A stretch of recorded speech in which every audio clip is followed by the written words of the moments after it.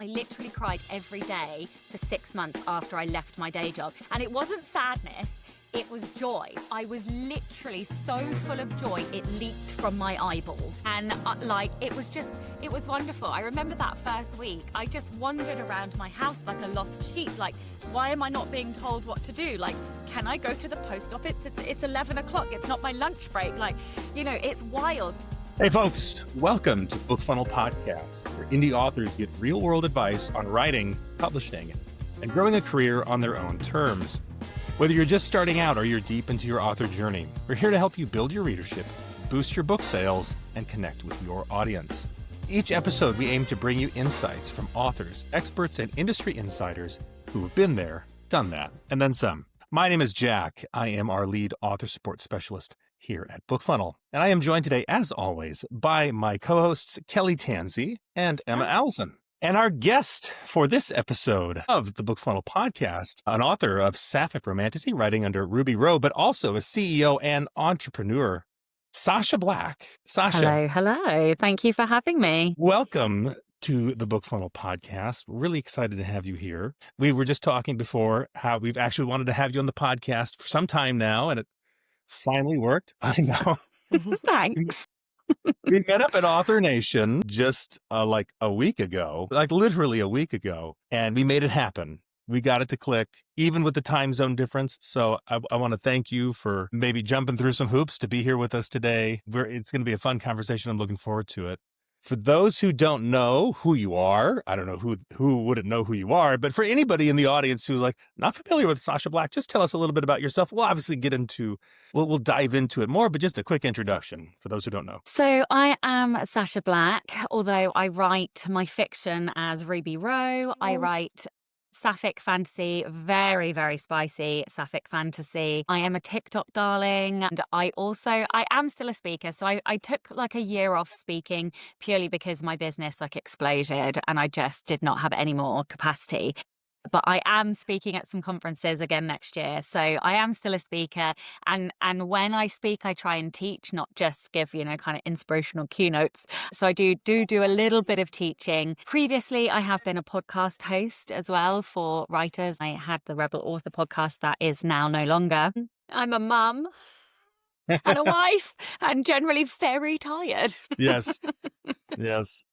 No, yes, those of us with, yes. I can relate to that. Obviously, a husband, not a wife, but whatever. You get the idea. I don't want to fumble that too much. But no, we're excited to have you here. We're going to be talking about quite a bit because you've pivoted several times in your career into writing, publishing, and then also within self-publishing itself. And so there's a lot to talk about. We always, though, at the beginning here, we like to kind of play a little bit of catch up with the team and everybody else, talk about some of the things we've been working on creatively these days. Really, I'll be honest with you, Sasha, this is just an opportunity for me to keep myself accountable, because if I say something on the podcast, by the next episode, I need to have made progress on it. And then I can kind of hold Kelly and Emma, accountable too. It's like our little accountability minute. We fit it in here into the podcast so it's public is all. But Kelly, this Author Nation was last week, so I'm not expecting everybody's made a huge amount of progress. Have you covered from Author Nation? Are we back to writing? Where are we at? Yeah, I went back to writing last night, and it was a little bit slow go, but I feel like I just needed a lot more sleep than I thought. I didn't even change time zones to go to Vegas. Yeah. So, but man, it was just nonstop, daily, every day until, late into the evenings. I feel like yesterday was probably the first day I felt really recovered. So I was like, okay, back to it a bit. So, yeah. I'm hoping I can get there soon. Yeah, some people came home with not feeling the greatest. So yeah, I did lose my voice, and it's still a little rough. Like I could still hear how rough I am because I was talking so much to people. Yeah. I'll just boost your audio a little bit. Don't Thank you. Don't try to overstrain yourself here. So no problem. I know for my part, I got a lot of writing done on the plane to Vegas. I actually did. I was impressed with myself because I don't usually do that. And then after that first night, I just hit a wall. And we were at the BookFunnel booth. I was talking to authors all day. Then we would go out for dinner and, we get home late, get back to the hotel late. And so, yeah, I've got to kind of restart and prime the engine there. One thing I am curious about, Sasha, and I'm not familiar with like your release schedule. So I don't know like what's typical for you in a week of the amount of words that you try to produce to keep up with that sort of thing. And then when you are traveling like to Vegas for a conference or something like that, how do you adjust? Do you try to front load some of those words because you're going to have to recover, or? So I'm a binge writer, so I will spend many months not writing, and then I will spend many months writing. So Yeah. I am not a write every day person. I just cannot. Okay. That is slow, painful death to me. Yeah. I don't, as much as I'm not very adaptable, I'm not a huge fan of routine either. So, so yeah, for me, when I write a book, the hardest bit is the outline, and that takes me forever to get done. And then Sure. once the outline's done, I usually write a book in 3 or 4 weeks, and then I edit it in 2. So I used to be a developmental editor, so a lot of my editing happens in the outline, which sounds bizarre, but basically I get this click moment, and that's when I know the story's ready to be written. So yeah, I binge write, I would say, and then I have periods where I do crazy things like rent a warehouse. I dig it. I'm there for it. Yeah. And everybody has a different way of doing things. And I think it's important to not lock yourself in. Like, I'm sure you had to discover that you were a binge writer, maybe. Because I did. you need to write every day. And maybe that's just not for everybody. Yeah. And I'm also like I go pretty hard on everything. So like when I go to the conference, I am all in on the conference. Like I will be out until my eyes are bleeding, and then I will go home. I'll go back to the room or whatever. And then I get up, and also if there's a time zone difference, then it just ruins my career. I cannot write when I'm tired. Right. No, I'm there with you right now, actually. Mm-hmm. Oh, Emma, where have you been at? Are you in the same boat as some of us here might be getting back from Vegas? I ain't got nothing for you, bruh. You're all No, good. but like Sasha, I call it a phoenix. I'm a phoenix, so I'm not in a writing mode anyway. I Right. won't Well, and be for another week or 2. even if you're not in writing mode, like, you know what? Because there's value in like other things related to your Yeah, the self-publishing. other things related to my self-publishing is sleeping, Jack. Yeah, no, That's what I'm doing. absolutely.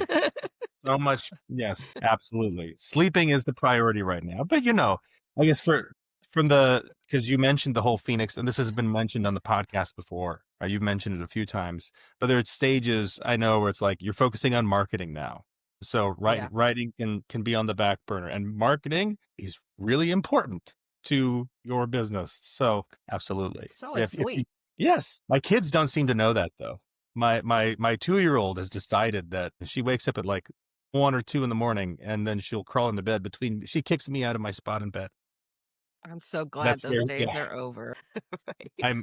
We're expecting number 4. So I'm going to do this again. We're very, very excited. Very excited. But yeah, when you've got all those things to juggle, you got to cut yourself some slack sometimes and focus on sleep. So that's good. All right. So we're going to pivot here. We're going to get to kind of the topic of today. And I joked beforehand that the topic of this episode of the podcast is Sacha Black, but I think it really is, because you have you've done so much and accomplished so much that I don't think we can separate those topics from your story. Maybe you want to, and maybe you just want to talk about stuff. But it's just very impressive what you've managed to accomplish. And so I know for a lot of authors, they're going to be like, whoa, like somebody has done this, even if they don't necessarily want to do all the things you're doing, like buying a warehouse, but renting. I haven't brought yet. Okay. My accountant's encouraging me though. And I'm like, that's a big commitment. That is, that is but at some point you might have to put a ring on it. But anyway, so let's introduce us to your journey here a little bit. I know there's a lot of elements that are part of it. There's direct sales. That's an element of it. You mentioned TikTok. We'll get to all that. Like, where did we start out? Let's start from there, and then we'll naturally get to all of those things along the way, I have a feeling. Okay, so I always say, I think if I was a little bit more self-aware, I probably would have started like writing with the intention to publish from the off. But rightly so, my parents gave me good advice to, go and do a degree where you could have a career out of it. So I did a degree, didn't know what I wanted to do, so I just did a master's. And then there was like stuff that happened, and I ended up in this corporate, what I like to call hellmare, like a nightmare, but it was hellish. And I knew within 6 months, I was on one of these fast track grad schemes, that I'd made an egregious error, but I was stuck there because they made me do another master's, which they paid for. And so I was kind of in this sphere for like at least 4 years. So I did what any self-respecting millennial would do back then, and I started writing a blog anonymously about corporate bureaucracy and like the ridiculous like shenanigans that would happen. And people laughed, and I was like, oh yeah, I can be funny, and I love writing. And so then I kind of dug out all my sort of story journals that I used to write when I was a teenager and stuff like this. And I was like, oh yeah, like I used to love like reading and stories, because I literally, like, my mum had to move library because I'd read everything in the kids section and stuff like that when I was a kid. I was born to do this. Anyway, and I participated in the now defunct NaNoWriMo. And I can never quite remember if I was pregnant at the time or if it was the year after, but it was either 2013 or 2014. And that was it. Like, I wrote the 50K. It's the only time I won Nano, because I never really participated properly again. But I never stopped. That was the start of what became the first fiction book that I published. It took me 3 years. 2017, I first published. And at the same time as doing that, I was kind of sharing all the lessons that I'd learned. And I know you asked me not to swear for at least 5 minutes, but we've already reached that point. So Yeah, we have. I used to write up my lessons on this blog, and I'm very snarky and I like dick jokes. So I was writing up this nonfiction stuff, teaching people how to write in a humorous way, and people laughed, and a couple of these posts went viral. So I was like there must be a market for that. So then I wrote up the kind of lessons and filled it out and really sort of went into detail into it. And that was like it. So I published nonfiction in 2017 as well as fiction. In 2019, I had an offer from the Alliance of Independent Authors, who are incredible. You all need to join if you haven't. And they basically wanted me to run and manage their blog and some conferences and things for them. Now, up until this point, I knew that month when I had written my first nano project, that this was what I wanted to do with my life. But I had a ton of debt. I had 40 grand's worth of debt, and I was only earning about 40 grand a year. Some of this was like fertility treatment and student loans and car debt and blah, blah, blah. So I was like, right, I have to get rid of it. So it took me 3 years. I got rid of it. I actually still don't know how I did that, but I did. And the week I paid off my last debt, I got the offer from the Alliance of Independent Authors. If that isn't a sign from the universe, I don't know what is. So I took both my managers to lunch, and they knew before I'd even sat down, they were like, you're going to quit, aren't you? And I was like, yeah. And then that was that. So I quit my day job. That was 2019. And then I sort of continued doing freelance, really hustling, because I halved my income. I went down to about 20, I don't know what that is in US dollars, maybe like $30,000. So, it was pretty tough going for a while. Yeah. And I was hustled, but I made it work. And then I just about got my income to 2,000 or 3,000 a month, maybe 4,000 on a really good launch month. But I knew that I had kind of created like a job for myself rather than building a business and kind of a lifetime career that I was in love with. And in 2022, I read a book by Katie Robert, Queen Takes Rose, and it was a spicy kind of erotic lesbian romance. And I was like, wait, what? Because everything that I had written fiction wise had been straight, because that's what I'd kind of been in society, that it's like MF romance. And it just, when I was a teenager, there weren't any young adult sapphic books. That just didn't exist. So I hadn't consumed any of that content. So I didn't know that content existed, because I didn't even know to go and look for it. And just so happy that I stumbled across Katie's book. But it was literally like ripping the lid off Pandora's box, and there was no going back. I could not unsee what I had seen. And so Much to my wife's chagrin, I took another massive risk and I just stopped writing any nonfiction. I stopped kind of doing all of the things that were bringing me income. And I wrote this very spicy, well, it's kind of tame now when I look back at it and look at what I'm writing now, but it was spicy for me at the time. So this spicy romantasy that was sapphic for adults, because everything that I'd found in the market was kind of young adult and owned by traditional publishing. And I published that in February 2023. I got bullied into TikTok by the incredible Adam Beswick in November at what was the last 20 Books Vegas 2023. I then started posting on TikTok towards the end of November. I went viral on the 8th of December 2023. And just to give you some perspective, so I had kind of never gotten my income above 3,000 on Amazon. So 3,000 British pounds. I don't know what that is in dollars. And November, I was fighting tooth and nail to get it above that. And I clipped it. I managed it by about £7. And I was so happy.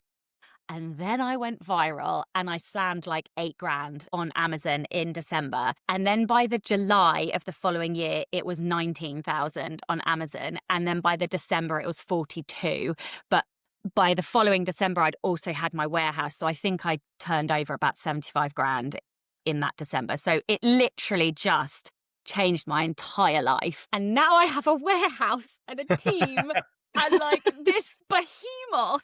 So Right. that's kind of where I'm at. That was my journey. So the pivoting paid off, but obviously, and maybe this is the first thing to go into is like, for a lot of folks, that's the change, that first change that you made, like quitting the day job to write full time and, or whatever you cobble together, right? Or what writing is involved is the dream. And that's, a lot of people don't realize like, there's a big risk and everything's on you. Like what's that feel like? To make that. I always think it's like the beauty of being human, right? Because we can hold conflicting emotions at the same time. Yeah. And I remember I cried and I'm not really a crier. I'm pretty dead on the inside, but I literally cried every day for 6 months after I left my day job. And it wasn't sadness, it was joy. I was literally so full of joy, it leaked from my eyeballs. And it was wonderful. I remember that first week, I just wandered around my house like a lost sheep. Like, why am I not being told what to do? Like, can I go to the post office? It's 11 o'clock. It's not my lunch break. Like, it's wild. But then, so I was so full of this joy, but at the same time, the pressure to earn enough money so it's funny because my wife wanted to be able to support me. She now could. If I quit my day job now, it would have been fine. But back then we were still quite young. We were still sort of early in our careers. So she was like, look, you can quit your day job, but you have to earn enough to pay your bills. Like I can't cover you. So I literally did anything and everything. I did like PAVA work. I did the freelance for Ally. I was doing kind of loads of work for hire. I was trying to get speaking gigs. I was trying to do everything and anything that I could. And that is so hard when you're also trying to then write books as well, because obviously that was what I'd left my day job for. Like there is no way to get around that. The grind is grueling, but if I loved every second of it. I wouldn't change a single second of that journey because I was so full of joy at the same time that it made those late nights and those early mornings and those long days completely worth it because I was finally earning money from like my own brain and my own creativity. And that's unparalleled for me. There's nothing that compares. So what I find really interesting about what you've been saying is that you're not trying to gloss over like the gritty details of how hard it was to make the transitions, because we all know as authors, you'll see these magical posts in internet groups. They're like, just do the work, just dive in, just go for it. I'm like, but how did you pay your bills, bruh? Yeah. I mean, did you have children at the time or was it just you and your wife? No. So that was part of the debt that I had to pay off. So we're a same-sex couple. So we were missing a very vital element to actually get pregnant. Couldn't have done it by accident. So, that was like 12 grand of British pounds, of debt. And that was like 12 years ago as well. So goodness knows what that would be now in today's money. Sure. So I've completely forgotten the question. Sorry, I'm tired after Vegas too. 12K! That 12K derailed me too. I'm like, yes, how much? Yeah. Like, ooh, okay. So but yeah, yeah, no, I think it was you were we had a talking about son as well. right. If you'd had children, and then how the grind and how you were able to kind of make it work by being a mom, and like how did you make all that work and then Yeah. get the words in and do the freelancing? Is that just like, did it just kind of flow naturally, like where it's like, oh well, I've got to do this now and I've got to do this now, like where and when did you decide like you were at a spot where you could make that pivot into your fiction and into the sapphic writing? So these are great questions, and I don't think I have any decent answers for you because, like, if I look back at what I did in the corporate world, I literally wrote every single second that I had spare. So, for example, I would put whatever my last paragraph was in my Apple Notes on my phone, and we had these really long corridors. So, if I had to walk to a meeting, I'd walk not very quickly, and I would write 2 or 3 sentences between meetings. If people were late to my meetings, I would get my phone out and write. I would go for about 5 coffees a day just so that I could write in the queue for the coffee. So, like, and I worked late. I did not have a good balance, and my poor wife put up with me because there were a lot of evenings that were sacrificed to me writing instead of watching TV or playing games or doing whatever. Like it was ugly, if I'm honest. Like, I probably was a little bit selfish because I desperately had this vision of where I could be and what I wanted to do with my life. And I'm just very grateful that she was happy to support me. But it was savage. Like, and also the finance thing was really terrifying. I don't know that there's any other way. Like, and people always ask that question, oh, like, how did you know? Well, I didn't. There is no certainty in this industry. You just have to take the risk. Are you willing to take that risk? Like, I tell you, the other thing that I did have on my side, my stepdad is incredible. He is the most wonderful father figure to me. And he gave me a little bit of money after I paid off all my debt and said, put that in the bank and have it there as a fallback. So, and this was because basically the offer came in. So I'd paid off all my debt, and my next step was to save like 2 months worth of salary. And I didn't have the time to do that because the offer came in and it was like, jump now or don't jump ever. Right. And I was like, I have to jump. So my stepdad gave me a couple of months like income and said, do not touch it unless you absolutely have to. And then basically give it back when you've replaced it, kind of thing, when you've got your own little pot.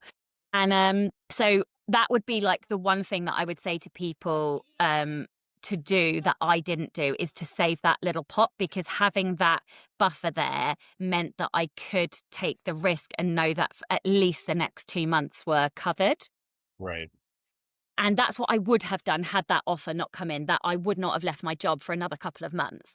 But in terms of like, there is no good timing. It always feels like free fall without a parachute. Mhm. And you're always going to crap your pants because like you are literally taking that burden on yourself. And I genuinely do not think that this is for everybody. And that's probably really controversial because lots of people say, everybody can write a book, or, like, follow your dreams. Well, don't if you're not willing to carry that pressure.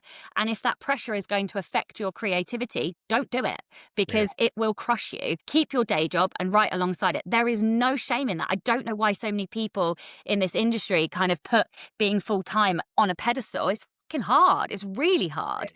So, like, if that is your dream, do it, but go in with your eyes open, knowing that your creativity is what needs to generate your mortgage money, for example. Right.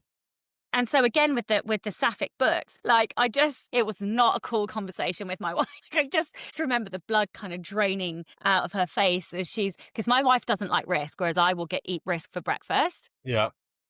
And she was just like, you better know what you're doing. And I was like, mm-hmm. Yeah, I do. Yeah, I do. Yeah. Right. Well, yeah. I just think it's the beauty of the self-publishing is that type of story was not available for you. You weren't seeing it anywhere. It was something that, you didn't grow up reading. And then you have a lot of people coming along in this industry and kind of revolutionizing even just storytelling itself, which is that pivot is like wonderful, because you're like, oh, I can pivot to something that speaks a little bit more to me and like what I want to do, which is really cool. Like, that's the thing I love about self-publishing is it changed the storytelling that was being done in a lot of genres, not just romance, but in a lot of genres. Yeah, and the wild thing about that is that I saw a hole in the market. So I actually went and looked, and once I'd read sort of Katie's book, I was like, wait, I need more of this. How do I get more of this?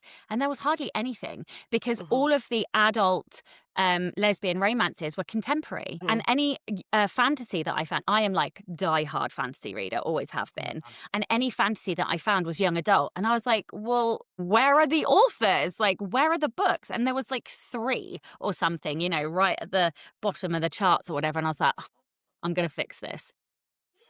And so then, yeah, like I studied all of the elements of like best-selling fantasy, best-selling romantasy, best-selling lesbian romances, and kind of smushed them together in order to create what I now write, basically. But yeah, I did a lot of market research, a lot of background knowledge, a lot of deconstructing, a lot of reading bestsellers, a lot of deciding what I did like, what I didn't like, kind of innately understanding my brand without being able to label it at that point, I think. Yeah. Yeah. Well, and that's an important step too, that I think in any genre as well, that I think a lot of authors maybe take for granted, because that first story that I think for most of us that we ever wrote was just whatever came to mind, whatever we were inspired to write. I know mine was a hodgepodge of whatever was in my brain when I was 15 years old. But right when you're making it a business and everything is riding on it, like, it's kind of incumbent upon you to do that research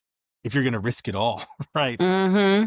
Well, Right. especially if you're making that pivot too. Yeah, that pivot is huge because, you know, there's a risk to that. Like, and did you write your original under the same pen name with the straight fiction, or did you have a No. different? So this was like you were like, I'm pivoting with a new pen name too. Right. Oh, so I literally started from scratch, and at first I kept it all secret. So, and this was really hard because I had a podcast at the time. So I was kind of like talking like vaguely about what I was doing, and I was still doing it under a pen name. And like it was like this was the most vulnerable I had ever been, right? Because I knew that people were going to read my books, read the spice in it, be like, oh, is that you? Like, even though that's not what anybody does, you're still going to get judged for that, right? So I wrote under a pen name because I needed it to be totally secret. I'd never written lesbian romance, even though that's my lived experience. And it felt terrifying. So I had to be really precious about that story. And so I wrote it in complete anonymity. The second I sent that book off to the editor, I was like, I don't care anymore. I'm ready to talk about it. Yeah. And so I completely opened up and I was like, this is the pen name. This is what I'm doing. And actually, this is a really cute story about the pen name. My stepfather's surname is Rowe. And for years, he was the one telling me to write spicy. And I was like, I can't possibly do that. Like, I'm a young adult author. And he was like, I'm telling you, you'll sell loads. And I was like, oh, ha, ha, ha. I'll write spicy books if I can use your surname. And he was like, okay. And so And you of course, Love it. and now the family legacy is a load of filth. So, yeah, never let someone use your name. I think there's something too, like, though, keeping something like that to yourself, though, even obviously, because in this case, there was an element from, I'm gathering from what you're saying, that was like personal, but even just from a creative standpoint, when something is new like that, I know I've done this too, where like I have a new idea for a story and I keep it to myself until it's ready to be seen. And like I think that when you tell people about what you're doing before you've finished it, your brain gets that dopamine, like that satisfaction from like other people, like, oh, wow, that's really cool. And then that can sometimes just like take the wind out of your sails of like actually then finishing the job. But of course, then there's this other layer here about how just this was a more vulnerable story, or you were more vulnerable in telling the story than you were with what you'd done previously. So there's multiple layers there. I imagine, like, how did it feel then I imagine it felt great once it was just, you could be out in the open about it. The Well, whole thing, yeah, the any- whole thing was full of joy. Like, it's one of the fastest books I've ever written as well. I think it was like two and a half to 3 weeks it took me to write it, because it was like I'd uncorked all of this kind of true storytelling energy, and I vomited it onto the page, and I was like, this is pretty good. I Yeah. was like, there's something here. And I can't it's actually a little bit emotional thinking about that whole journey and where I have got to now with it. And it's so funny that you were talking about hiding, not hiding, that's the wrong word, but keeping it Yeah. private until it's finished. I made a really massive mistake this year, and it nearly cost me an entire launch. And so I just launched this book here, which is called Architecty. And I basically, because I took the decision to open a warehouse, I got quite behind on my publishing deadlines. And so we were already marketing this book because I know I can write quickly when I have to. We were already marketing this book, which meant people knew about the tropes. They knew about little bits about the plot, which meant I then couldn't change it. And then when I came across a major stumbling block, I was like, uh-oh, we're in trouble. And it was without doubt the hardest book I've ever had to write because there was so much kind of social media pressure from all the readers that already knew about it. And I will never, ever make that mistake. I am being asked daily what is coming next. I mean, it's the sequel to that, so everybody knows that. So that doesn't really matter, but it's when you write something new, like when it's a new series. So I'm also outlining like what's coming next. I'm not telling anybody anything until that first book is done. Yeah. Because it just, that more than the pressure to earn money, that crippled my ability to Yeah. create. Oh, that's interesting. So you were like the expectation that you've put it out into the world, these tropes or these things, and then you're like, just kidding, I'm not doing that. It's not something you can just do, right? Like, oh, I'm not going to do that. I decided to change my mind. And I can Right. imagine I had that. I kind of built myself into a corner with my storyline. And there's a lot of expectations, and it's like now I have to meet them, and I don't keep the flowing of that energy from happening. Yep, it really does. It reminds me, we were talking with Becca Syme in a previous episode about how like there's different levels to your business, like different stages. And for authors who like, if you're not profitable and so you're writing, you're publishing, but you're probably not to the point yet where you have like a huge audience and tons of attention, that things are different there at that stage than they are where like you're at like stage 5, which I'm now going to call the Sacha Black stage, which is you are just an absolute badass in every realm. Stop. But I imagine like the problems are different because in that first stage, you're like, you are just kind of by nature anonymous, because even if you're openly publishing under even like your own name, nobody knows or cares. And so the pressure is not there. And I guess not just the pressure to earn an income and earn a living, but then the pressure to deliver a book that you've promised. And now at this stage, we're like, that's something you wouldn't think about is like, oh yeah, of course, social media is going to be part of your business, and it's logically going to make sense to tease what's coming next, but you don't want to like, point a spotlight on something and not know the route to get there just yet. And it's going to be more twisted than you might think. Yeah, exactly. Yeah. The warehouse, though, we have to talk about the warehouse. I feel like that's the best pivot here, because from the warehouse, we can actually work backwards and see so how big is this warehouse, and what do you do? What do I do? What do you do with it? So I have always had a transactional website, even from like the early stages of Sacha Black. I've always used BookFunnel. You guys have been with me a really long time. Even when I was selling 2 nonfiction books a month, I was still with BookFunnel at that point. Mhm. And so when I started Ruby Rowe, I knew I was going to have a transactional website. That said, I did put my ebooks into KU. I designed them for KU and then pulled them out after 2 years. So I'm now completely wide. And my Shopify so I started my Ruby Shopify on December the 10th. So 2 days after I went viral, I looked at the virality and I was like, I don't want to be paying somebody else a third of my income. And I was like, better move quickly. So I did an MVP, the quickest pivot MVP I've ever done. Slapped up a Shopify after picking up the phone and calling all my author friends who'd got one. I was like, how do you do this? How do you do this? How do you do this? Got it live in 2 days. Before I even announced it was out, I had a sale. And I was like, wait, what? And that changed everything. I was like, this is exciting. They'd seen you on social media and they probably just Googled your name and found the store. Yeah. And then I was like, this is how I'm going to take over. So that first month I made £1,700. That was that December that I went viral, that I made the $8,000 on Amazon. I made £1,700. Reminder, I opened it on December the 10th. I made that £1,700 in December on my Shopify. And I was like, this is wicked. Like, and at that point, I only had my girl games. They were all physical books because I had my books in KU still. And I kind of connected to one of the print on demand companies, which was great. They were fantastic. I have got this all written down because I've just been writing up a random spontaneous podcast. I can't remember the exact date. I think it was about the summer of 24. I was hitting about 8,000 a month on my Shopify. And I was like, we're doing really well. And then by the December 2024, I'd hit 10 grand, 10,000 British pounds on my website. And I was like, hold on a second. I'm now making more, like, on average on the Shopify. Well, maybe more on the Shopify than I was on Amazon. And I wasn't able to customize anything. Whoa, sorry, my cat is like destroying half my office. I wasn't able to customize anything. I wasn't able to sign all the books. I wasn't able to give little gifts and freebies. And I was like, I really want to do more. So the month prior, so November 24, I basically begged Willow Winters to let me buy her cocktails and pick her brains. And it was because of her, essentially, that I ended up with this warehouse. January the 31st, I picked up the keys. February the 20th, we had the print run deliveries of 25. So this is January 25. What? Is it still this year?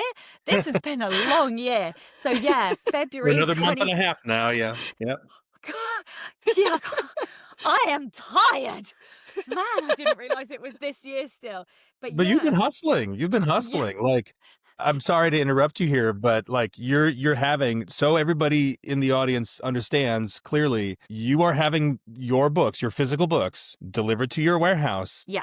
And you are shipping them yourself to your customers, which is something you tell authors that they're like, oh my gosh, why would I want to do that? Like, print on demand exists, but obviously there's a reason. I'll let you continue. Yeah, it was the customizing. And like, we have three kind of main promises on the website, which I think has been the main driver as to why my website does so well, which I will tell you about in a second. But basically, this requires a significant capital spend to actually do this. So I do not recommend this to people unless you have got a seriously consistent number of sales on your website. I say that because I just made the team count up the print runs and I nearly shut the bed because I've spent 100 grand on printing this year. Yeah.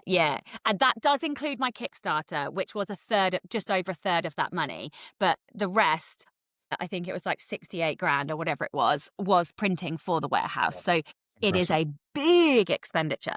But what we do in there is we have all the books. I sign everything.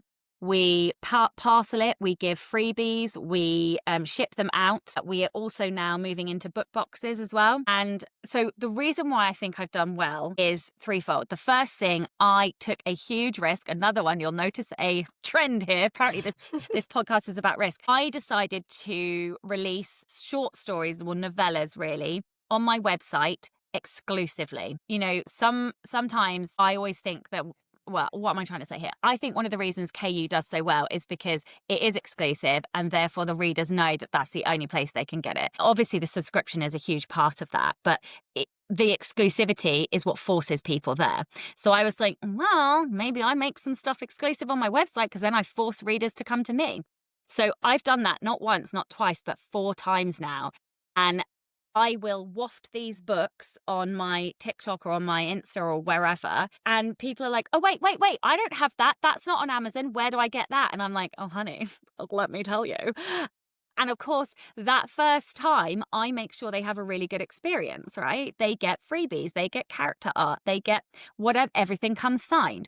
And so they're like, this is better than Amazon, even though I had to pay slightly more and it took slightly longer to get here. So the first thing I did was I had those exclusive novellas. And then the 3 things, the whole system of Shopify has to be grounded in why. Why should a reader come and shop from you when they can get it cheaper, faster and more effectively on Amazon or Barnes & Noble or go into a store or wherever, right? So you have to have, why should a reader come to you at the heart of your design of your business? So my 3 promises, everything will be signed by hand by me. You will get freebies. So we do like standard freebie packs where they get a sticker, a bookmark, and character art. And then we also have things like, so for people that are listening rather than watching, we've had like pop sockets designed, and my readers have named themselves the Romantics. And so we now have like Romantics merch and stuff, but they get a little Romantics pop socket. They get a Ruby Rowe reading tracker, like a reading order, some stickers and stuff. So they get freebies. And then the third thing is, if you pre-order from me, I guarantee that we will deliver that book to you in whatever format it's in early. So you will get it before Amazon, before Kobo, before Google. And that is ebook, paperback, hardback, dyslexic versions. Audio, I cannot control because, I can for the novellas, but I can't for everything else because I license the rights to the audio. But the formats that I have control of, we always guarantee that you get it early. So there's, that's a pretty big set of reasons to come direct. Yeah, no, I love it. And I want to obviously leave room here for Emma and Kelly to chime in, but I love the concept of just like putting in the extra work to make it special for your readers. I think that's because, again, I think a lot of authors have the idea that they just need to put their books in KU and go on autopilot, and you just release another book and you just keep feeding the Amazon machine, and that's the recipe for success and direct sales. Oh, well, that's really difficult. But you've taken this approach of like just make it an experience for your readers, and they'll come back. I love that. I have a great example of that from this week, which has now become my highest selling week on Shopify ever because of this kind of thing that we've just done. So my next book release is this orange one here. It's called A Game of Vows and Vendettas. I only wrote that book because my readers bullied me. Essentially, seriously, I'm not even joking. The book is dedicated to the readers, right, because of this. So it's a crossover novel. It's set at the wedding of 2 characters from my first series, that first ever book that I released. It's set at the wedding of some of the characters in this. But I had to write a new romance. So I took one character from the first series, one from the second series, and kind of did this wedding bodyguard romance. But what we decided to do is a surprise. So we ran this book box. It was our first book box. We limited it to 100. And I was like, there is no greater gift I can give readers than more story. So I whipped it out. I literally don't even know how I did it. I whipped out a second short story and we put it in the bottom of this box, and we asked everybody to kind of film their reaction because they thought they were just getting one book. And so we got them all to film it and record it. And then we had this massive announcement on Monday that everybody who pre-orders on my website will get that short story for free, like as a sapphic Santa thank you to all my readers. So literally, instead of getting one book, they're getting 2. I mean, sure, it's a short story, but they're getting this extra book. Like, what do bookish people want more than anything? More books, right? And so, of course, what's happened? An absolute explosion of pre-orders on the website, leading us to our highest sales week ever. So was it gimmicky? Maybe. Was it a genuine thank you? It really was. I had to pay out for all these books and all the printing of these books. Now we are cutting it off, so it will be the 7th. They have to like pre-order by a certain date.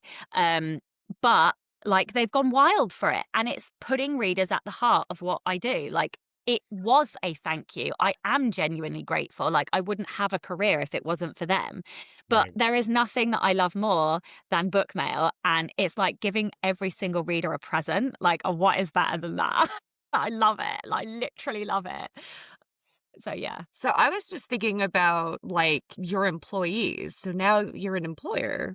So how did that transition come about? Did you just find people? Because how do you know when you're like at a point where you need someone? Because I think that's important, even if you're just looking for like a VA or something like that, because you'll get to a point where it's starting to impact your writing time and all the other stuff that you're supposed to be doing. And then you're like, but I have to fulfill book boxes, or I have to do something, when do you know that's when you get to that point? When did you know it, at least? And then like, how do you find people to like that you can trust? Okay. Can do this work? Those are great questions. So The answer to the first one is you don't know. And it's just the same as quitting your day job or taking any other risk. It is a giant risk to contract somebody or to employ them. So I have one formal employee and I have contractors for everything else. But it is probably, other than quitting your day job, it's probably the second biggest risk. Well, maybe stopping writing the thing that sold at the time was probably the second biggest risk. Let's say the third biggest risk, right? Yeah, we don't Apparently, I need like risk. we don't need like hard rankings, but yeah, it's all it's all risky here. So yeah, I don't think you do know. I think what happens is that you experience pain and a loss of joy. So like the whole thing for me is to always do what feels joyful. And I am really bad at detail and I'm really bad at admin. Like so much so that I asked my operations manager to send me an email. I saw the link that I wanted in that email the other day, and so I knew that it was in there for when I needed it. Had no idea there was a whole 4 paragraphs of information in that email. And I'm like, well, why did you email it? I'm not going to open my emails. So yeah, like basically, when do I know? When I really start hating something, when I really lose the joy for a piece of work, that's when I have to get rid of it. One of my core recruitment philosophies is to only employ people who love the thing that I hate. I don't want anybody in my business doing work that they don't like. Like, if you don't like it, fine, I'll find someone else to do it. You have to be joyful in this business because I'm joyful in this business. So I still remember the first person that I kind of contracted. I kept asking, like, their joy comes from repetitive tasks, like doing the same thing week in, week out. And I just that is the death of my soul. And I kept asking, like, are you sure you're okay? Like, is this okay? Is this all right for you to do that? Yeah, this is amazing. I'm like, yeah, but are you sure you're enjoying it still? It was so funny. Like, but actually over time I learned that they loved that. So and I remember also having a really big conversation with my biological dad, who was like, there is no good time to employ somebody because it's always a risk. And it's one of those like chicken and egg, right? You have to outflow the money on somebody before you see the consequence of bringing them in. And the consequence of bringing them in is a significant inflow of money. But you have to have faith. Like, there is no certainty with employing somebody because you can employ the wrong person. You have to expend time training them, right? So there is a big outflow of money, of time, of energy before that person becomes efficient in your business. So there is no good time. And like, the second time to do it is when you are in the most pain in your business. You're struggling to write the words, you're struggling to get the social media marketing done or the ads done. That is the second best time. And in terms of like, I forgot the second question, but the other thing is, like, you have to know that you will recruit the wrong person at some point. I have. That is part and parcel. You just it's a sunk cost. Just move them on and try again. Like, you've got to have resiliency when you're like bringing people into your team. But every single time I have brought someone into my team, my income has increased. So I genuinely believe that it is the right thing for your business, but you've got to be brave and take that risk. And if it helps, like, put aside 2 months of that person's sort of contract money, right? So then, if you have to give them a month's notice, you've got that money set aside or whatever. That's a good strategy because obviously you don't want to bring somebody on because when you bring somebody on, you're responsible for them.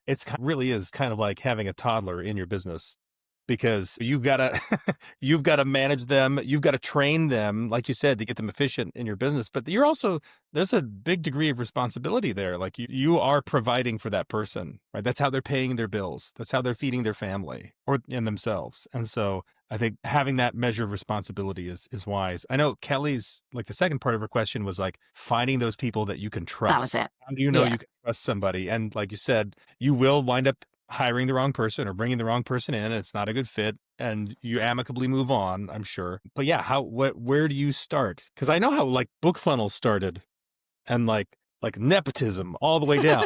No, I'm kidding. But really it was like Damon and Julie, right? For those who don't know, Julie is the heart of BookFunnel. She's Damon's wife. They hired Kat, who was like a friend of Damon's, like going back to like high school. And so somebody they knew and trusted And for some people, that's maybe a good first step. But I don't know if your journey there was different, if like you hired somebody that you knew first and you felt comfortable with that situation, or you just dove in and they were like a complete stranger. Yeah, so they were a complete stranger. Hey. Kind of. So Okay. network is network. Mm. Everybody that I have recruited has been either somebody I know or somebody that knew somebody I know.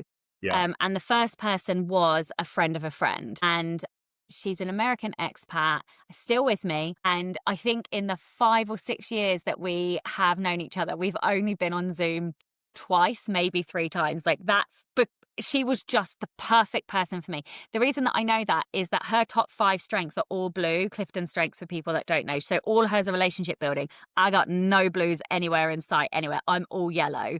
So I'm all influencing strengths. Yeah. But what it meant is that she was good at what I'm bad at. And my friends had been working with her for a really long time. So I knew that her work ethic was great. I knew that she was doing a lot of the stuff that I needed her to do. Right. And I just took a risk. I took a chance and kind of, uploaded some tutorials for her. We jumped on a Zoom and then just trusted her to do it. And it worked out. But I'm not saying that that's necessarily the recruitment method, but it is what worked. And 5 or 6 years later, it's still working. The rest of them, it was like a friend's sister. It was my cousin's partner. It is my actual stepsister. So they're all, or it was a friend, or it was a friend of a friend. So like, yeah, a lot of people, I did try recruiting from within kind of the community, and that didn't work so well for me. I don't really know why. I'm sure it has worked because I know lots of people have recruited either from readers or kind of like, if you're non-fiction author services, you've recruited from your own kind of readership.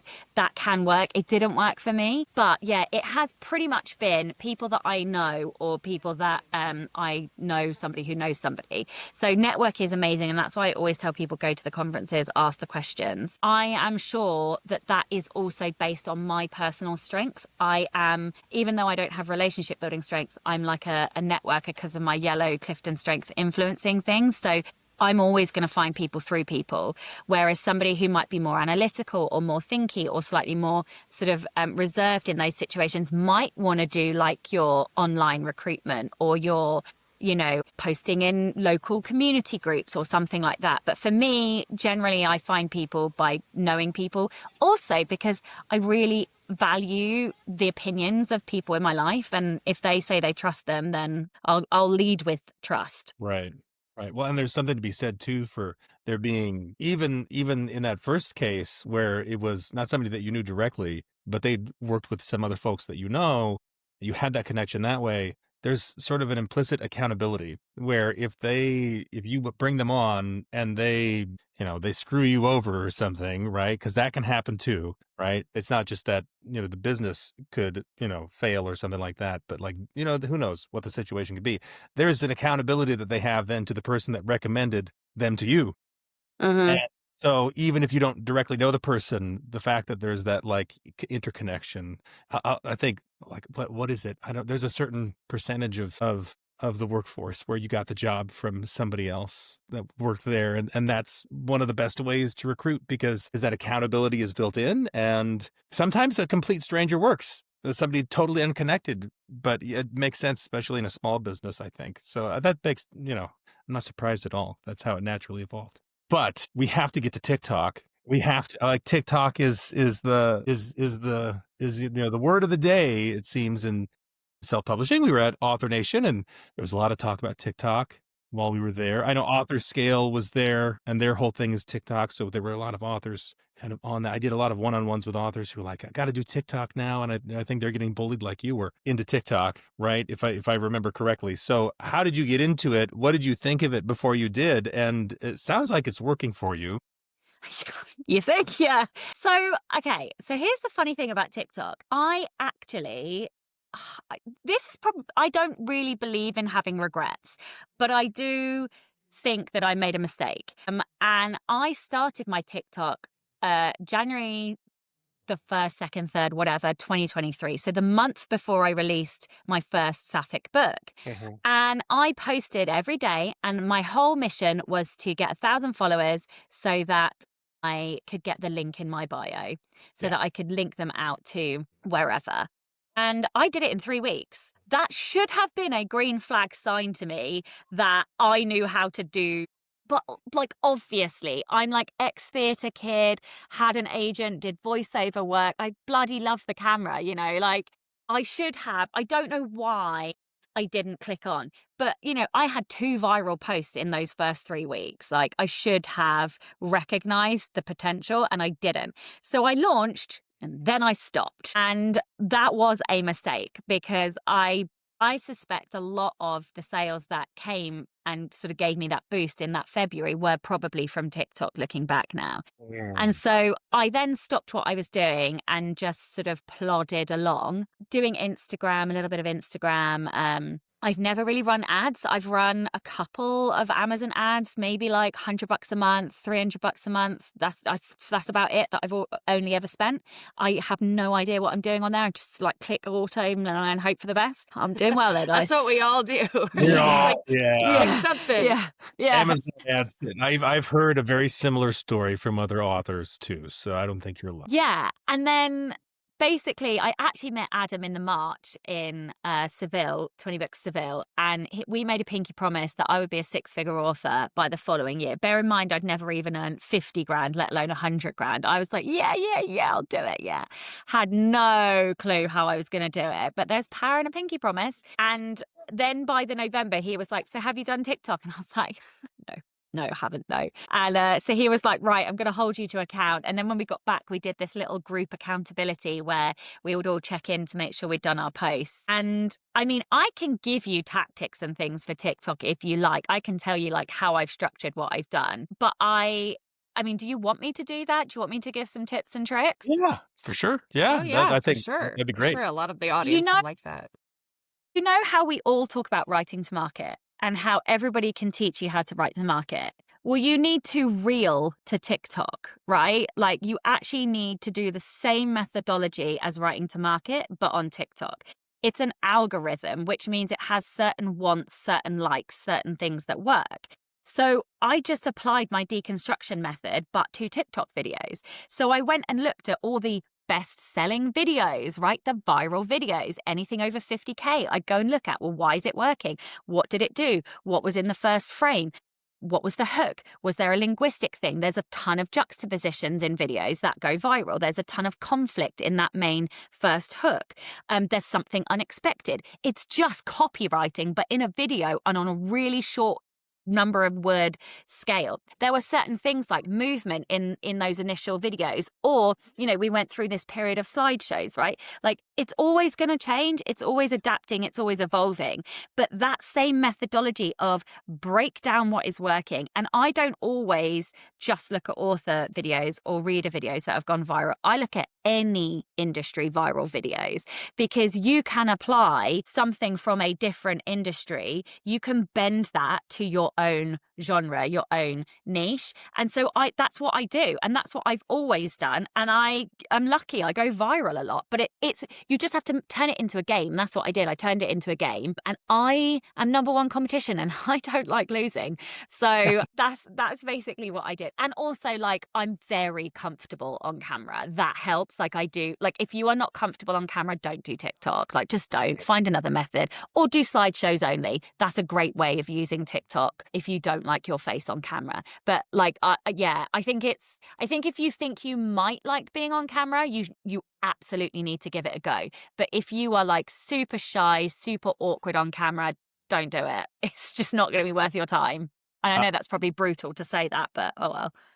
I'm going to use your competitive strength maybe to our advantage here just a little bit because we had Kate Hall on the podcast to talk about TikTok recently. She gave us some really juicy details. So I want to know with that face cut, because she told us some stuff, you know, that was pretty good. It's pretty good. But like, if you are, okay, forgive the joke, but you're going to do some face content on TikTok. Like, what does that look like in terms of like, if you can provide maybe a few examples of like, is it you just talking to the camera in a more like casual way? Are you like some of the things that I know Kate mentioned was like essentially telling the story of your book from a first person point of view? She had one of those that was actually pretty entertaining. like, what are some examples of that type of content? Because I think for some authors in the audience, it's a little ephemeral and they're kind of not sure, like when you say face content, what does that mean? Like when I'm talking to the camera, what am I doing? I don't know if you have some examples to share. Yeah, I might have to open my TikTok to give you specifics, which I'm happy to do. But basically, don't listen to what anybody says and only do what brings you joy, right? So, like for me, what is joyful on camera is behaving like a twat, basically. Yeah, I'm not kidding. Sorry, my son's just called me. But yeah, basically behaving like a bit of a knob on camera and trying to make people laugh is pretty much like my main modus operandi. But so I try and find ways that I can pull silly faces or do things that are really close to the bone on what might get me a violation on TikTok. So I like knelt down in one, and I'm like, has it really come to like me? Is this what sapphic readers want me to do to get them to buy their book? And then I knelt down, and like obviously I'm tensing like my guns, and so all the girls are like, going wild and feral over it. And I'm like, I like go to my wife like, am I allowed to post this? And she's like, yes, fine. But yeah, so that's basically what I do. Is like, I get that there are lots of methods for breaking down the books and breaking down the stories, but I really think that you have to do what is easiest for you, and usually what's easiest is what's most joyful. So for me, it is doing I very rarely talk to camera. Like some people are really good at talking to camera for like 60 seconds, 3 minutes, 10 minutes, whatever, and getting that longevity on the watch time. For me, people are coming on there to see what silly, stupid shit I'm going to do next, basically. So I have a couple of rules. I always have, what am I trying to say? I always promote my books. Lots of people are like, oh, 80-20. No, fuck that. Every single post is about my books. I don't have time to not promote my books.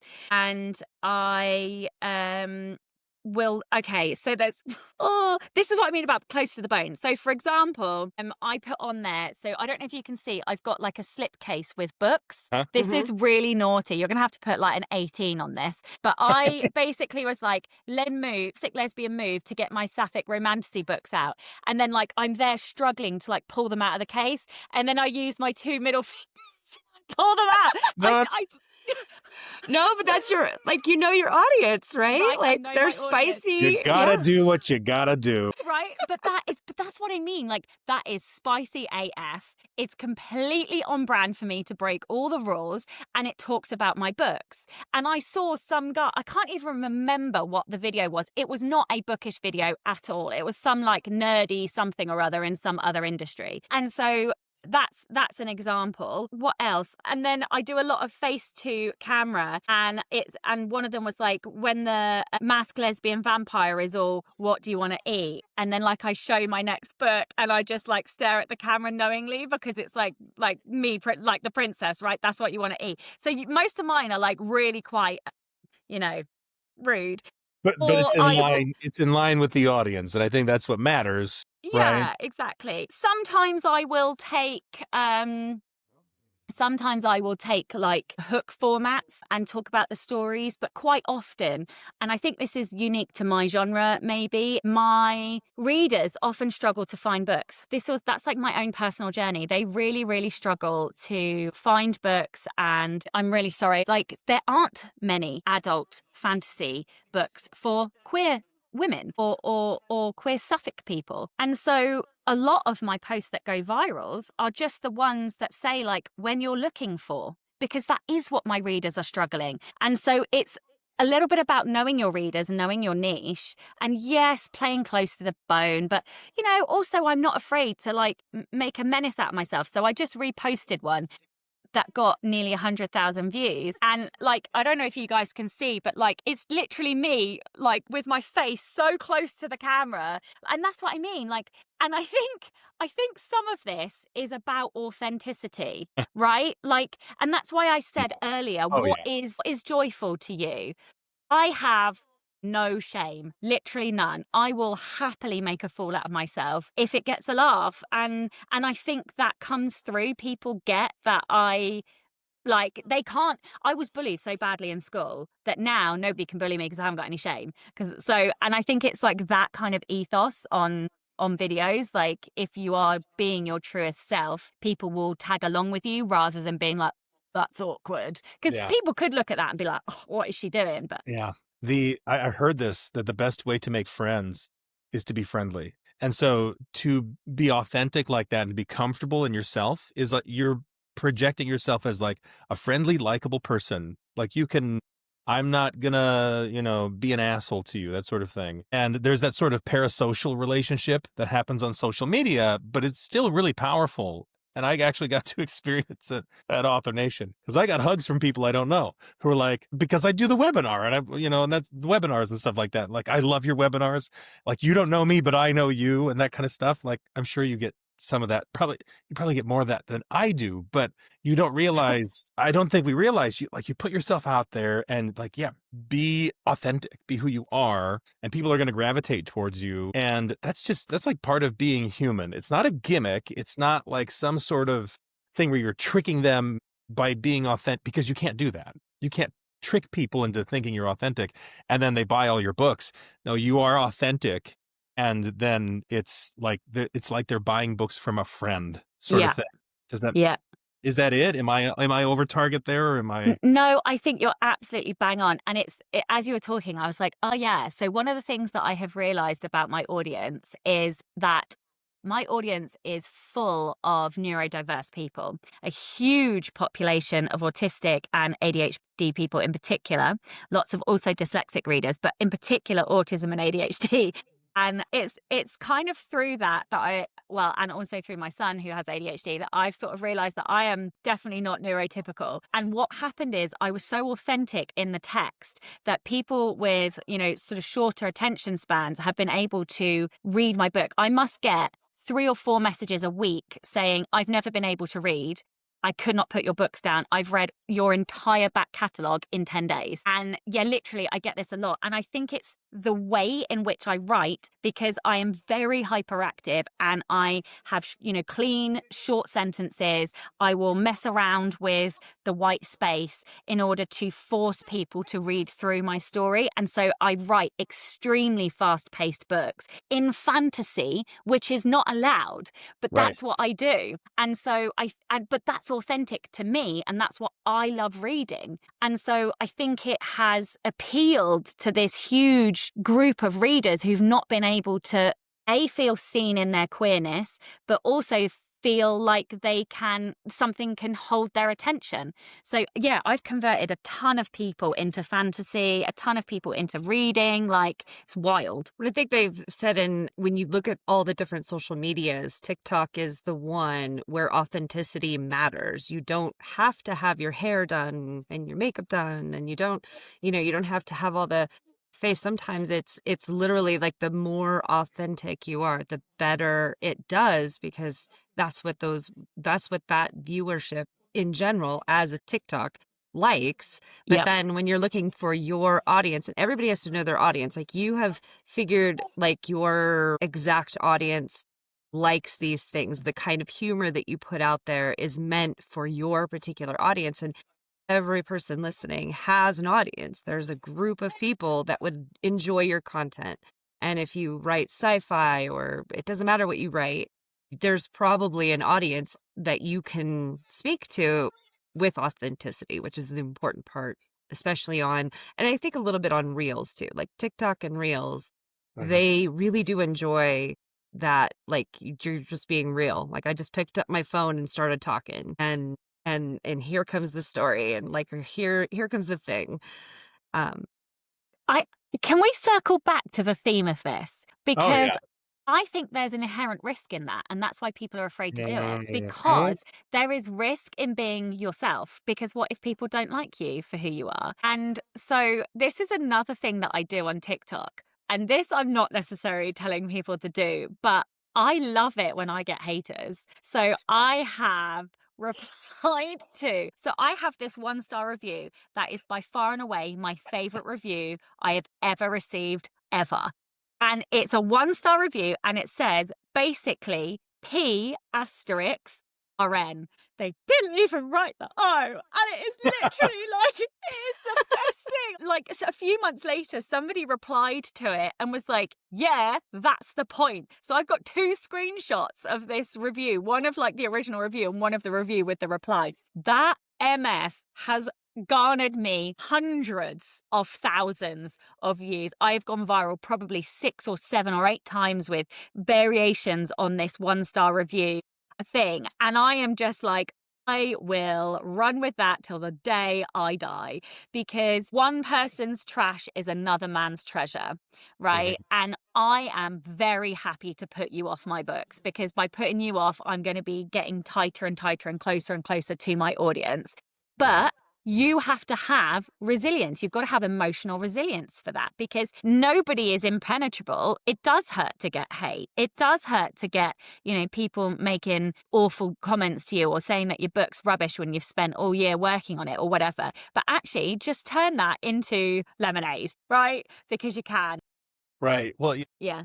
your readers are feeling the same, like we're all human. And so your readers are probably, they have that same experience of being afraid of like people not liking them, and then seeing somebody that they can relate to in some way out there and just being themselves there's an attractive force there, that it's like, hey, they're being brave in who they are, because your readers will feel the same way. I think there's a lot of power in that. And like you said, like, yes, it is risky to be yourself on social media, because I know there's plenty of people who don't like me, but you're right. You have to leverage that.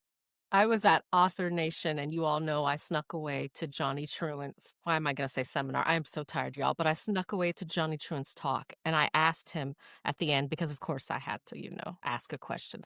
I'm like, Johnny, I write dark epic fantasy, very highbrow, lyrical prose, all that stuff, and I've been trying to do face content, but when I open my mouth, I'm a hood bitch. I'm like, there's a dissonance there. I'm like, how do I bridge the gap between who I really am?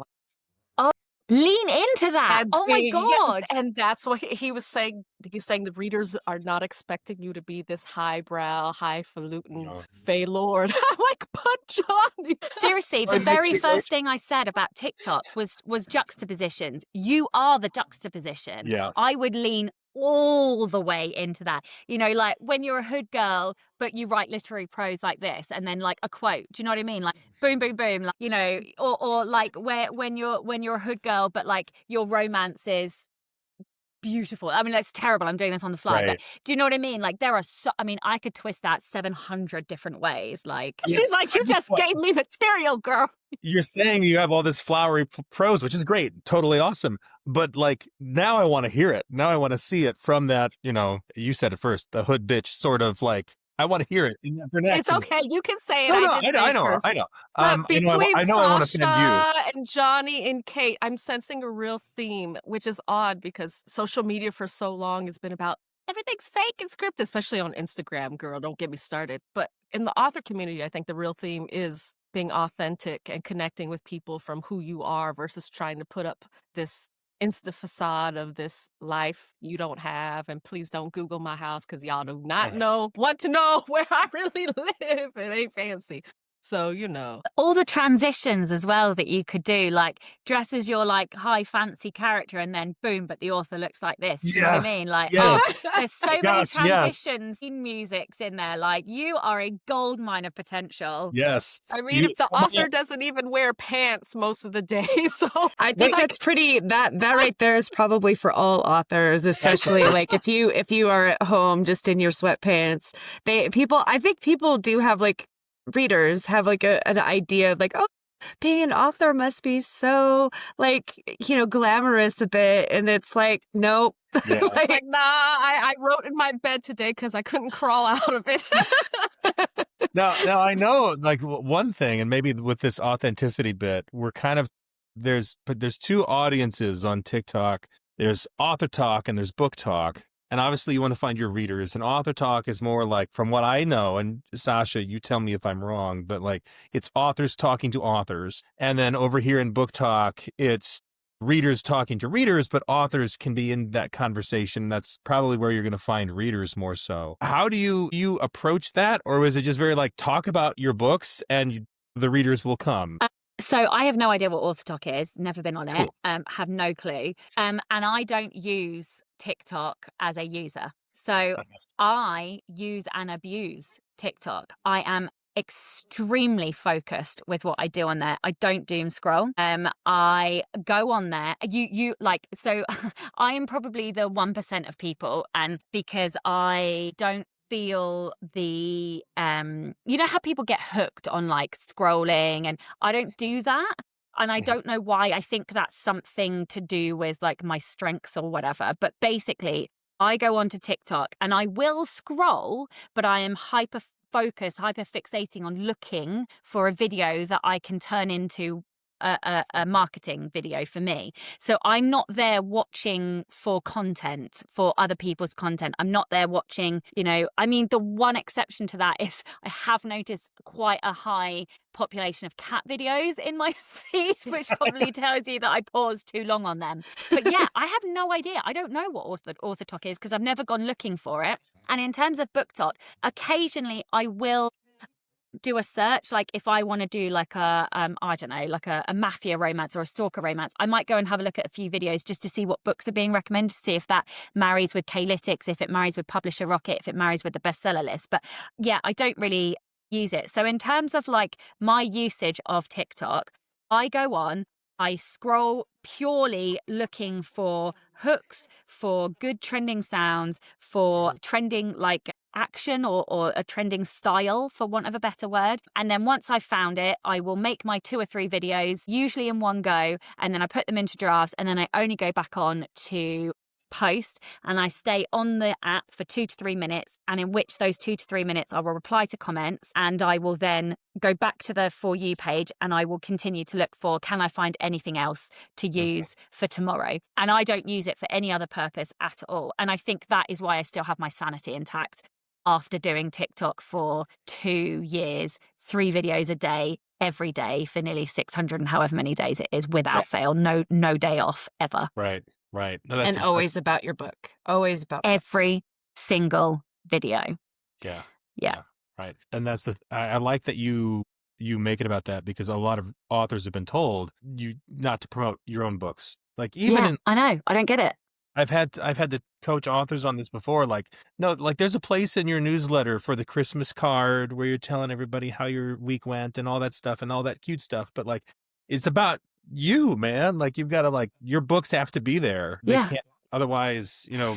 Have you seen Stephen Bartlett on Diary of a CEO ever promote a reel that is anything other than his podcast? Do you see James Dyson talking about other Hoovers? Do you know what I mean? Like, what is this nonsense that people are spouting about not talking about your books? What a load of crap. Like, it's just the most bizarre thing I've ever heard. Like, if you want to sell books, you need to be relentlessly selling your book. 1 + 1 = 2. Well, and that brings me to kind of thinking more about TikTok. Do you have a TikTok shop? And if you don't, would you be interested? Now that you have the warehouse, you have the ability to ship as quickly as you need to. Yeah, I do have a TikTok shop. So my TikTok shops so this year, I think I've done 230,000 British pounds on my TikTok, on my Shopify, of which 30,000 is TikTok. So would I recommend it? Well, who's going to say no to 30 grand? Nobody. It is extremely difficult, because so of my 3 videos, if I'm in a TikTok shop phase, I'm also doing 2 more shop videos.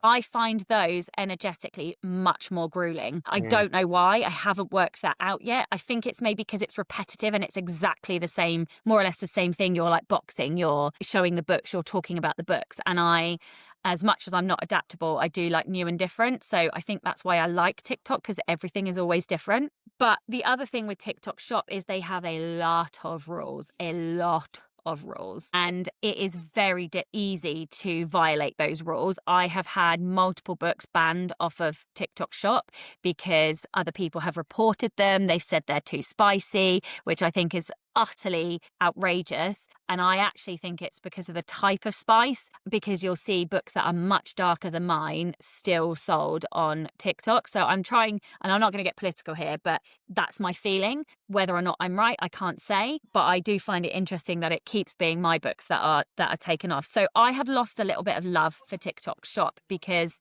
I feel a bit like I've been beaten because I literally can't get my new books on there. We're trying again to kind of remove content. So basically it syncs with Shopify. And so it pulls all the Shopify data across. So anything on your Shopify page will go on to TikTok. So if you've got trigger warnings on your book page, they'll be ported into TikTok and then your book will be banned. So we've now literally this week, we've been taking all the trigger warnings off and putting them onto a separate page, like a one page type thing. And we're trying to change up the content on the book's individual page to then try again. So I still have some books on there and I do post, but I do find it difficult. Also, you've got very tight shipping timelines. They're often going to discount your book without your permission. They often they'll suck you in and be like, oh, free shipping. And then it's like, well, hang on a minute, because I'm paying for the shipping. And it's all I don't find it very transparent. And I find do find it quite difficult. However, it's made 30 grand. And who is going to say no to 30 grand? Like no one's going to say no to 30 grand. So we are trying. But for me, Shopify and bringing people genuinely direct is always going to be the heart and soul of what I'm doing, at least for now. Yeah. It's interesting because have you done anything with live selling on like TikTok Live at all? Yes. So Adam Beswick is Adam Beswick is a really dear friend of mine, and I call him the QVC book bitch because basically he is like the queen of selling live. Like it is astonishing what he can do. I tend to sign books more live, and then I will sell by default because occasionally I'll personalize one, or I'll show them if you order whilst I'm live, I will show you, what I'm doing or what freebies you're going to get. But my best lives are when I'm not even really in the warehouse. So like I did a live this week where we did 4 announcements. One was the free book that I told you about earlier that we were giving people. One was the fact that we are going to do another Kickstarter because I run massive Kickstarters. And then another one was the fact that the special editions from the last Kickstarter are finally going to be up for pre-order. And then the big secret was that we're doing another book box next year. Like all we told people is that the book box theme was Summer of Sin. They're going to get Not Safe for Work art, a brand new story with an exclusive cover in it, and there'll be a spicy toy in there. And we sold like 5 grand's worth of book boxes in like the space of this live. It was feral. So I really genuinely think that live selling is good if you like the camera. Yeah. If you don't like the camera, you're not going to sell because you have to be so personable and you have to be willing to say, this is the product, this is what you're getting. Like, can you be smiley and perky about that and genuine and authentic about it? Like, if you can't be, if you carry any shame, oh, this is my book, and they're not going to, they're not going to sell it. They're not going to buy it. They're just not. So, I don't particularly like hand selling. Like I really struggle with in-person reader events. This is a wild dichotomy in me. I will gladly get on stage in front of 2,000 authors and give a keynote. Will I stand behind a desk and talk one-on-one to a reader? No, I fucking won't. I hate it. I hate it. It terrifies me. I did an in-person event and I threw up at the end of it from exhaustion. Yeah, literally threw up. So have you thought? So I have a pitch for you here, right? Because we went. BookFunnel was at Reader Nation this year, right? Which is I the left. first. Oh, I know. Yeah. Yeah. Wait for the pitch. So we were at Reader Nation, our first reader-facing event we've ever done. Obviously, we've been at many author events and that sort of thing, and had booths there and everything. But it was great because we got to interact with readers, and being BookFunnel, it's a different dynamic. And we were like giving away free books, like bookmarks on them with links to like bundles of free books that we had assembled with authors in various genres and that sort of thing. And it was interesting because readers would come up and the conversation would kind of go like, hey, have you heard about BookFunnel before? And they'd be like, no, I haven't. And we'd be like, oh, well, here's what we're doing. And like, so all these books are free? Like, oh yeah, they're free. Like, here, have them. It's a much lower pressure situation than trying to like sell your books in person. And I know like Becca Simon's talked about this too. Like if you go to events, be prepared, just like, and she's trying to encourage people, give your books away because it's lower pressure. It's more relaxing. But we've talked about the idea of having BookFunnel ambassadors. And so bringing authors who use BookFunnel behind the table for like an hour. And Sasha, I just threw up in the back of my mouth. Oh. Here's the thing, right? I am like so normal, and I find it really, like, maybe this is like the neurodiverse element. I want to be really careful because I would not have a career if it wasn't for my readers, right?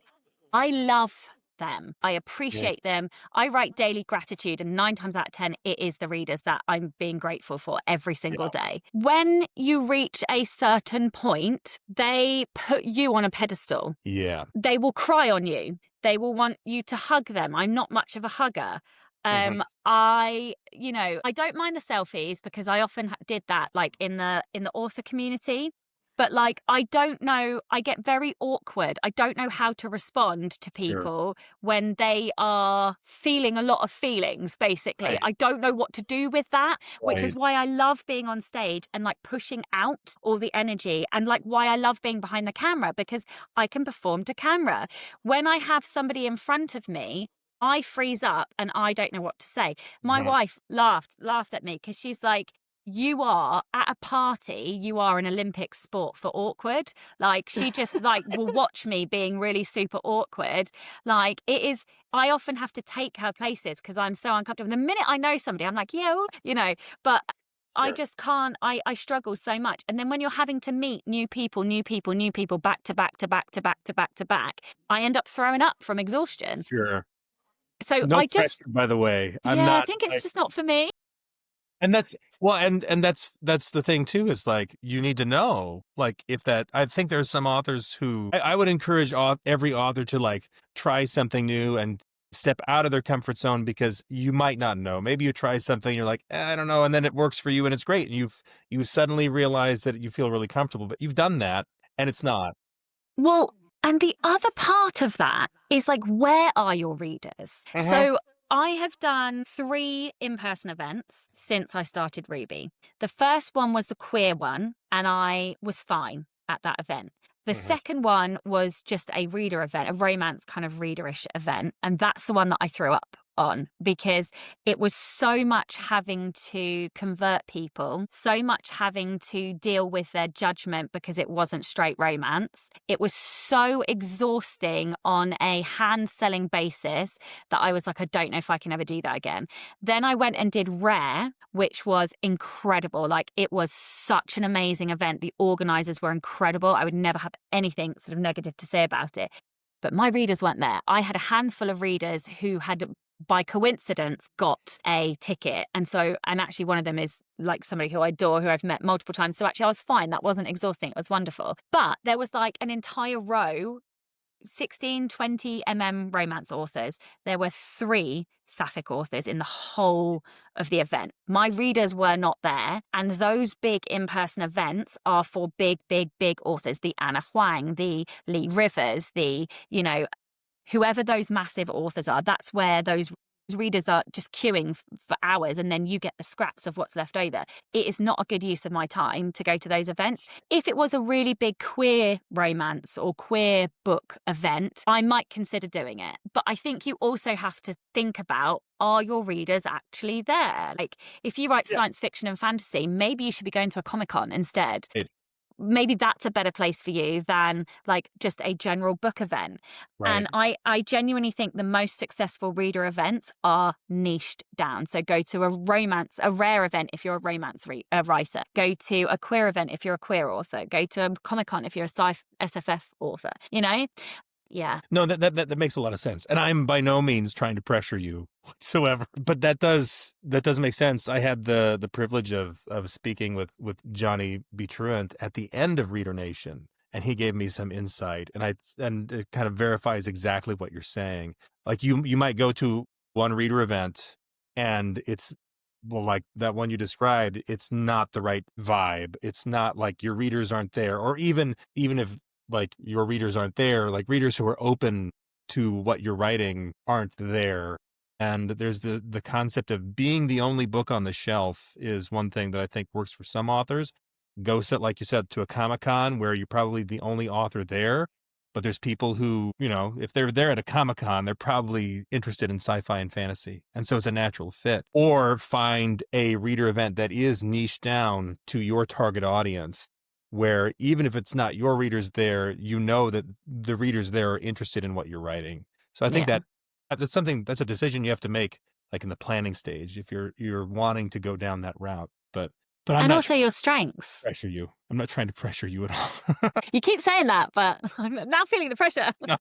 No. It was an idea we had because obviously getting to talk to readers in that context was kind of a new thing for our team. And the fact that it was low pressure and we were giving books. So what we talked about was having authors come to the BookFunnel booth and obviously getting the opportunity to promote their own books there, probably just handing out free print codes or something like that, so that it's low pressure. We want to keep it low pressure. BookFunnel doesn't want to be selling books at the BookFunnel booth. But then on our part, maybe somewhat selfishly, here you've got an author who's telling a reader that, you can get my book through BookFunnel. And that would mean a lot to us. And obviously, we would want that in every possible genre under the sun. Yeah, 100%. Maybe you need like a reader event team. Yeah, no, exactly. Like we need to hire a dozen more people. Damon, if you're hearing this, or Richie, I'm sorry, Richie, I know you will be listening to this, but yes, reader events. I think we need to focus. Not a dozen people all at once, right? But yeah, I think we can get there. But yeah, no, it was a lot of fun. It was a lot of fun. But I can see how for some authors, that style of event is maybe not conducive to being a positive experience. Well, I think too is really important is like Sasha, in-person events are really hard and they're not great. And that we were talking about connecting with your readers, that probably comes through unless you're at a place where like a queer event for you, where you're very comfortable. Everybody's there looking for your kind of book. It's very on market. And some people thrive on going to in-person events and they go to all different kinds. We had Jason and Leah Bond on, Oh yeah, quite a while ago now. they'll be And back. they love going to in-person events. That's pretty much all of their marketing strategy is going to places within driving distance. So I think the real thing to know is whether or not there is no one size fits all for this business. And if you are not if you are not able to, do the thing you like, I mean, not everybody likes marketing in general. A lot of people really hate marketing in general. Going on TikTok doesn't do it for you, do something else, and go to an in-person event. Maybe that is for you, like Yeah. that kind of thing. I think is the big thing is that there's not a one size fit all. Yeah. Yeah, I couldn't agree more. It's like, I spoke to a couple of authors doing it different ways. Like one was doing like 18 in-person signings in a year, and I literally died at the Yeah. thought of that. And then another one does really small meet and greets, like takes their readers to dinner. And I also equally died. I was like, but I'd have to be generating all that conversation. Like I would fall asleep in my dinner from the exhaustion of trying to generate that conversation. But then if I was ever to be traditionally published, I look at people like V.E. Schwab, who often gets interviewed on stage. And I'm like, that I could do. That I could do. And then maybe a signing afterwards where like they're all literally your readers, but you have to get through them quickly. That I could do. But mostly because of that interview breaking the ice bit, because I love being on stage, but like that being behind the table is the problem for me. It's not the cold sale. The cold sale could be more of what it is. Like if you are on stage and they're there to listen to you, that audience is hot. Like they're there for you. They're ready to you're just signing and greeting.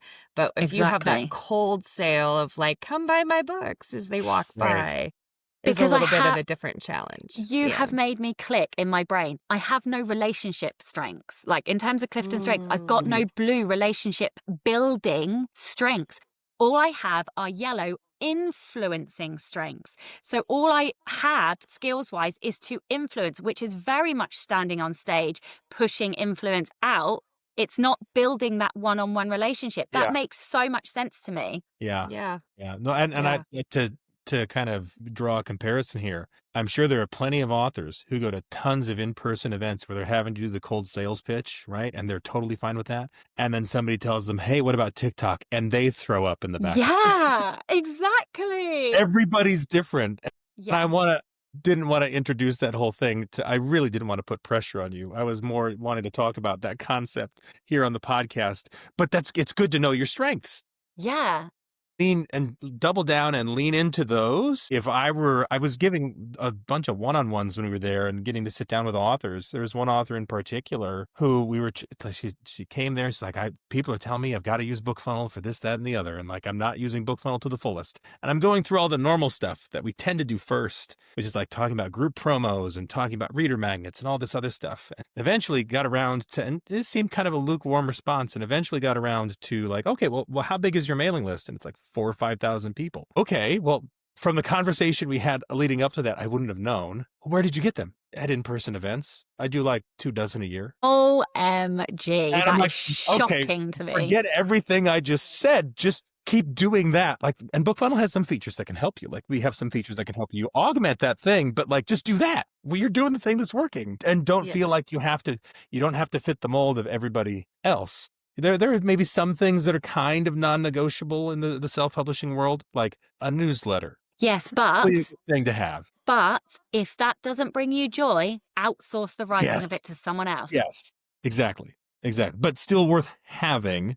Mm-hmm. And having that sort of thing. But otherwise, everything else I see as optional. It's kind of like you plug it in, and if it's not working, then find the thing that does work. And then when you have a few things that work, like double down on those things as opposed to trying to add more things. Couldn't agree more. Now, I think the ebook signing thing, because we all at Reader Nation were signing, and when it hit me we were going to sign, I had that little throw up moment. But then when I realized the readers didn't really care about my book, it made things so much better. I'm like, yeah, I write dark epic fantasy. Here it is. I'll sign it. It's free. And then it just, all of the pressure going away of having to like air quote sell my book. Selling it. You weren't asking. Like, no, just take, yeah.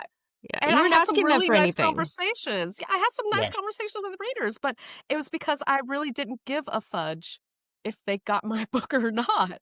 I mean, there was definitely some good, like we were on opposite ends of the booth too. So Kelly and Emma were on one side and I was on the other side. And I've got my sci-fi, space marine, whatever nerdy stuff I've got going on. And they've got the romance on the other side of the table. And there were a few times where like a couple would come by and, they would get sent to the other side because the husband or the boyfriend was there, or one couple walked up and like, so what's this all about? I'm like, well, I gave him the spiel, like what it is. And I'm comfortable with that. I'm the type of person who is comfortable talking to somebody I don't know about my book. That's totally fine for me, is what I've learned. And obviously the wife or the girlfriend would usually be like, they'd hear me explaining it and you'd see them kind of light up first, but it wasn't because they were interested. To be like, he would like that. And they would be like, here, you need, like, they would be, making him, get the book, that sort of thing. So every author is going to have like a different dynamic too. Like, and depending on, like you said, the setting, what type of event it is, like what genre, there's so many factors and you kind of got to be comfortable navigating that a little bit, I think. Do you know your Clifton strengths? I do. Most of them are green. Okay, interesting. Yep. Futuristic, strategic. Those are the two that I really remember. And there's other ones on there. Restorative is on there. I think that's in my top 5.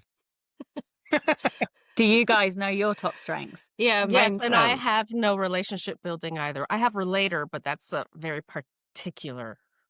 It is, but that should enable you to create really like tight fandoms that feel really like inside your circle. Yes. But, and you were saying something earlier that clicked for me, like, and I think this is one of the things about readers is because I'll get emails from readers and they'll be like, oh, this book changed, and I'm like, they'll be like, this book changed my life, and they'll be emotional and it'll make me emotional, and I appreciate the words, but at the same time I have to email back like, I'm just a bitch with a laptop, like, dude, like, that's not necessary. Outsource it. Seriously, I don't reply to any reader emails anymore because it's just too much. I can't. I could see that. And Emma, I know you, so I can say this. Because it makes you feel like you have to like be this person. Well, it doesn't make me feel that way, but a certain part of me is like, okay, they have this expectation of the interaction, but like, bruh, like you're going to be disappointed. I would agree with what Sasha said, like outsource it if you need to, absolutely. But you are like, you're really having an impact on those people. Like, I think maybe there's a little bit of imposter syndrome there. It's like, I don't know. I know you. I'm not trying to hear live on the podcast do a psychoanalysis of you, but as your We just all friend, need to break down our Clifton strengths. right? That's But enough. as your friend, I would tell you that, like, no, like, you're really having an impact on those people, and that's a genuine interaction. And if you don't feel comfortable with it, yeah, outsource it for sure. But I don't think that. I think the fact that you're relatable and you're just, as you say, a bitch with a laptop makes I that. wish we could make that our low, But it makes it even more relatable in a way, right? Like that. There's some meaning to that too. So anyway, But I mean, deal with what it however Sasha you want. says, though, I hope everybody's paying attention to outsource what doesn't, because that's the one thing I've been taking away from this. Outsource what doesn't bring you joy, because there are so many moving wheels, and this is a long game, and it will drain pennies. You don't have to do everything all of the time. I mean, there will be times when you're getting started where you will have to do some things you may not like to do, but as you're growing, girl, bruh, like, give that stuff to somebody else. Yes. So what I was just going to say, my whole life, people are like, oh, you need to slow down. You're going to burn out. You're going to burn out. You're doing too much. You're going to burn out. And to be fair, like my top strengths are competition achiever, strategic, learner, significance, and then activator. So I have a lot of energy. We don't burn out. We don't burn out like that. Yeah. But I don't burn out. But also, I think that I don't burn out because I give everything that I don't like away and I only do the joyful jobs, because that way, like, you don't burn out if you are having fun, right? Or maybe I shouldn't make that sweeping statement. But to date, in my almost 40 years of life, if I continue to do the things that bring me joy and that I get energy pennies from in terms of work, I haven't run out of energy pennies yet. Well, I mean, but that's the whole point of Clifton's strengths. Lean into what you're good at, what brings you joy, and then the other stuff. Exactly. We could keep going. We really could. This has been a great conversation. Sasha, I want to thank you for joining us here on the podcast. I want to give you a moment to shout out anything that you want before we wrap things up here. BookFunnel's great. Everybody, if you're an author, it is literally the tits. It's amazing. Listen, there's no script here, folks. We didn't talk about this beforehand. No, we didn't. But hey, it is true. It is true. I do love you guys. And I think you do an incredible service to the community because you're always innovating. So I love you guys. I think you're amazing. So thanks for what you do for the community. Thank you for that, Sasha. We do, it means a lot to us. And especially like on the back of Author Nation, I think I can speak for the team in that it's humbling to get to meet with authors face to face and to like your kind words. It's very humbling because we care. We care. And it's good to know that people see that we care. Thank you for joining us. We definitely want to have you back on again in the future. It's an open invitation, Sasha. So reach out. Thanks. You're welcome to join us. And I want to, of course, thank my co-hosts, Emma Allison and Kelly Tansey. I couldn't do this without either of you. So thank you for helping in everything that you do behind the scenes and here on the podcast. And thank you to you, our audience.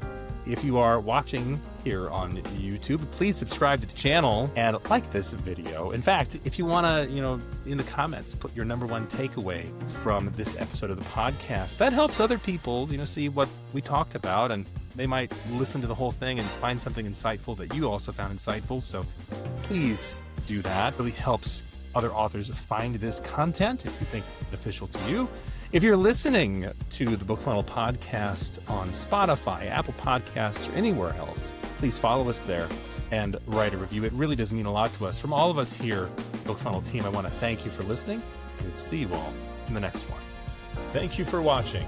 Check out these other videos from BookFunnel, and don't forget to subscribe to the channel.